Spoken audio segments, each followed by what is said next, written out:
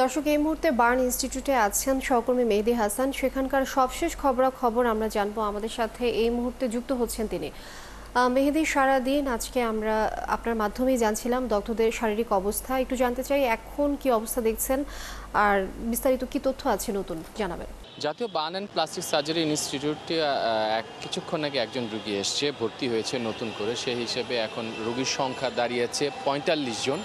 আপনারা জানেন যে আজকে যে সর্বশেষ ব্রিফিং ৩:৩০টায় সাংবাদিকদের জানিয়েছে ডাক্তাররা বলছে যে সিঙ্গাপুর থেকে একজন বিশেষজ্ঞ চিকিৎসক এসেছেন এবং সেই চিকিৎসককে নিয়ে বার্ন ইনস্টিটিউটের ডাক্তার এবং বিভিন্ন ডিপার্টমেন্টের ডাক্তাররা সব একসাথে হয়ে যে দগ্ধ শিশু রোগীরা আছে তাদেরকে তারা দেখেছে, তাদের তথ্যপত্র সংগ্রহ করে বিভিন্ন শারীরিক ফলাফল পর্যবেক্ষণ করে তারা একটা সিদ্ধান্ত নিয়েছে যে এই রোগীগুলোকে তারা ৩ শ্রেণীতে বিভক্ত করবে।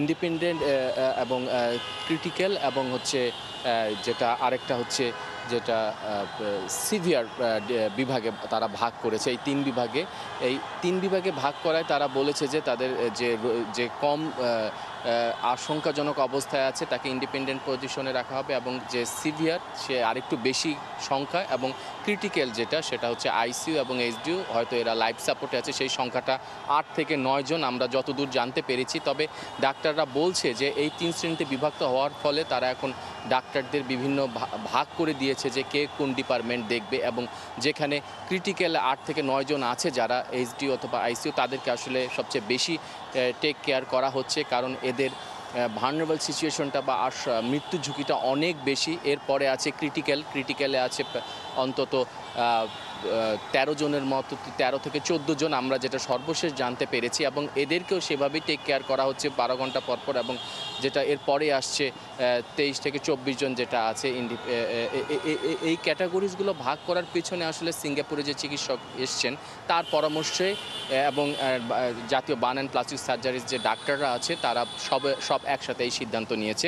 এবং সিঙ্গাপুরে যে চিকিৎসক এসছেন তিনি কিন্তু যখন ঘুরে দেখছিলেন রুগীগুলোকে, তিনি বলেছেন যে আপনারা যে চিকিৎসা দিচ্ছেন, জাতীয় burn and plastic surgery institute যে এই দগ্ধ শিশু রোগীদের যে চিকিৎসা দিচ্ছে যে পদ্ধতিতে, সেটা একটা আন্তর্জাতিক মানের পদ্ধতি, এবং এটাতে আসলে সব ঠিক আছে।